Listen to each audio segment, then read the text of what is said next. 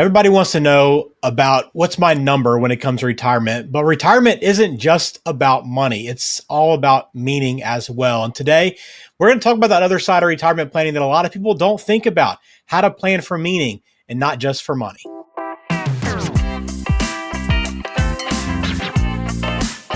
Welcome in to Legacy Beyond Wealth. I am Ben George with Rob Shelton as always over at Axio Wealth Management. And I love this video today, Rob, what we're talking about today, because I think everyone just gets hung up. I think we're all guilty of it in some capacity of just worrying about the money. How much do I need to have say? What I need to do to get to retirement?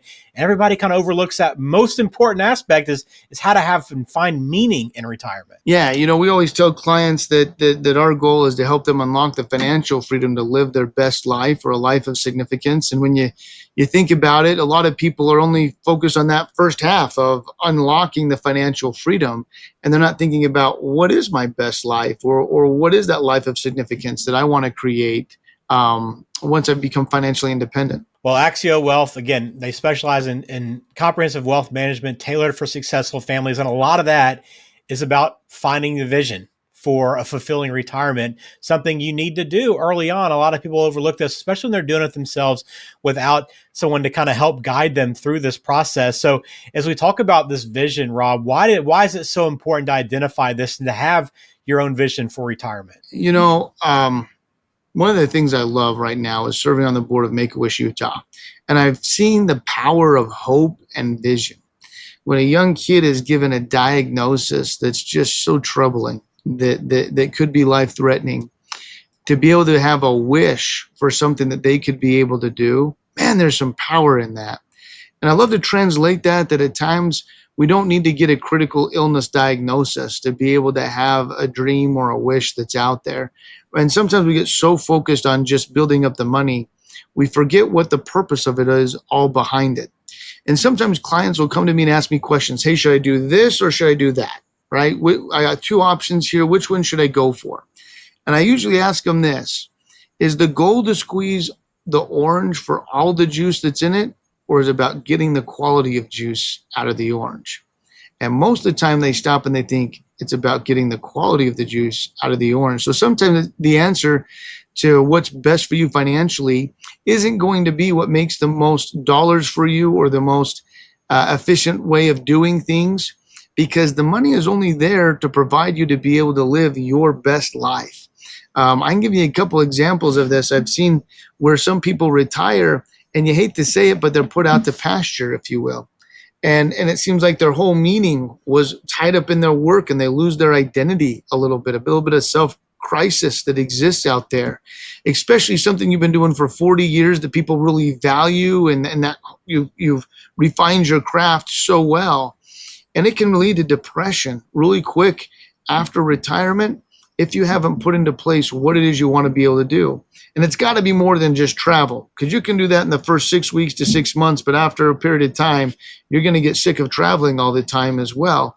And so having a well-balanced, defined life that's laid out of what really means the most to you can be so critical to not just having enough money in retirement, but really living that best life. Yeah, you want to have that best life. And I know a lot of times we have some very generic ideas for what it could be. Like, to your point, I just want to travel. What does that mean? Do you want to travel a lot locally, internationally? What does that look like? And I'm guessing there's some roadblocks that you've seen that people struggle with. So I'm curious kind of what that is. What gets in the way of people being able to establish their own vision? I think it is just that lack of vision where, if you're young and looking, gosh, that's 20, 30 years out for me, I don't really need to be planning for it.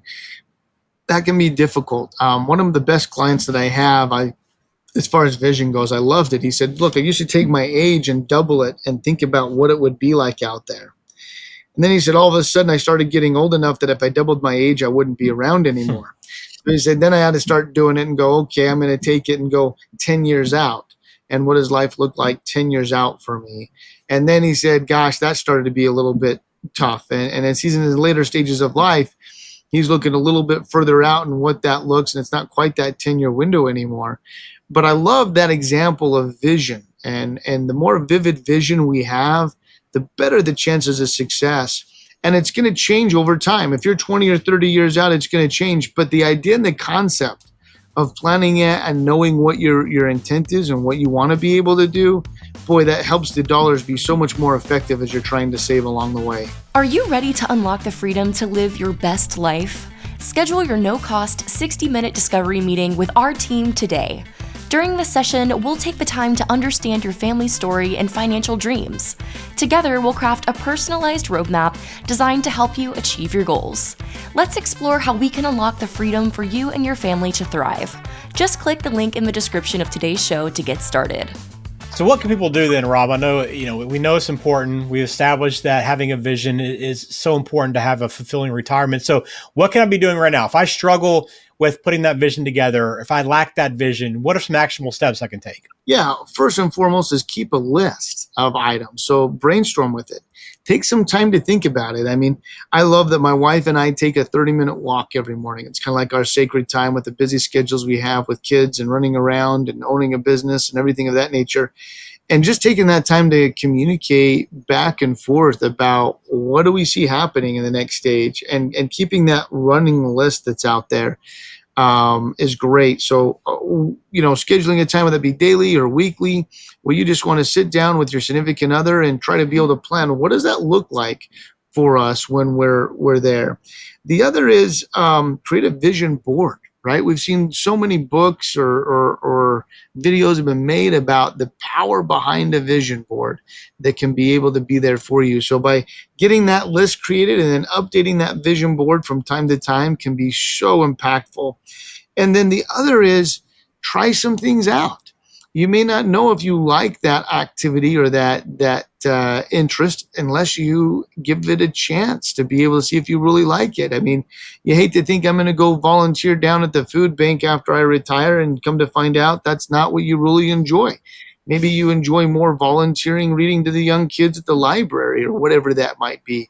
Or you may not enjoy being on a cruise boat all the time. You may enjoy doing travel on your own, or maybe you enjoy it more in a group that's planned. And so I think as you start to do some trial and error along the way, it helps refine that vision for you as well. Well, the goal I know is to live a life of significance, to have meaning, to really have that purpose in retirement, to keep going, to keep pushing, to keep, bettering yourself. So I'm curious, kind of, how would you define that life of significance? What does that look like for someone? Yeah, I think one of the most important things, I ask people what their true wealth is, and we really get down to it and dig a few layers deep. They find the most wealth that they have is in their relationships. And I think that we as humans are relationship creatures, even those introverts that may not want to admit it all that much. And so I think when we look at it is, how do we have those strong relationships in our lives that help us have fulfillment and meaning? The other is living with a life of integrity. I mean, what good would it be to be at the end and you're retired, but you've lived a life where you don't have that integrity throughout? And so hopefully that helps guide decisions along the way. And then helping others. I think giving back has a great way of being able to create that life of significance. I mean, volunteering and giving back to charities has been a major part of myself as well as our company, because it helps you gain that vision. I think some of the most impactful words a human could ever utter is, I need your help. And what fulfillment you get, maybe from a selfish motive, I don't think it is, but that you get when you have the chance to be able to help others out. And I think that's why we all enjoy our careers. I can't think of anyone that can say, I love my job, but I hate serving somebody in that whatever capacity that was. And so, finding a way to be able to help others out still and feel that need of being fulfilled is important versus just going golfing every day upon retirement, right? Sounds like fun, but yeah, it would get kind of exhausting. You'd get kind of tired of it, I think, pretty quickly, that repetition and not having that true meaning. So again, that's a lot of what Axio Wealth Management does, is to kind of help you identify that and help you work towards having that life of significance. I think that's so important, Rob. So just some closing thoughts for anyone, that is maybe struggling with this or wants to take that next step towards putting together that vision for their retirement and understanding that there is a lot of meaning over money when it gets to that point in life. Yeah, I think first and foremost, start the conversation with your significant other. And then at your next meeting with your financial professional, bring that up. say we want to start planning for a meaningful retirement, not one that's just focused only on money and getting to that number. And then the other one, I kind of joked a little bit about the golf, but you know what? That could be a great goal if you're helping to give back in some way, some shape or form. Maybe that's grabbing a troubled youth that's out there and doing golf, or volunteering with the local high school team and investing and mentoring into others. And so, not that our interests shouldn't be something that we want to be able to do, but we definitely want to find that fulfillment and meaning in whatever those interests are. So start the conversation with your spouse and with your financial professional, and then start making that list and going through some of that trial and error, and you'll get that vision pretty quick, I believe. I love that. If you want to learn more about Axio Wealth, how they can help you out, again, get in touch, axiowm.com. The contact info is in the show description. Make it easy for you to get in touch, but take advantage. Have that first discovery call, begin talking through some of these things that maybe worry you or concern you, or hey, maybe some of the goals you have. What do you want to work towards in your retirement? And hey, while you're at it, think about it a little bit. What does a significant life look like for you? Ponder that for a bit. Rob, thanks for your time. As always, we appreciate it. I know this is an important topic for retirement and something everybody needs to be thinking about. So thanks for walking us through it. Thank you, Ben.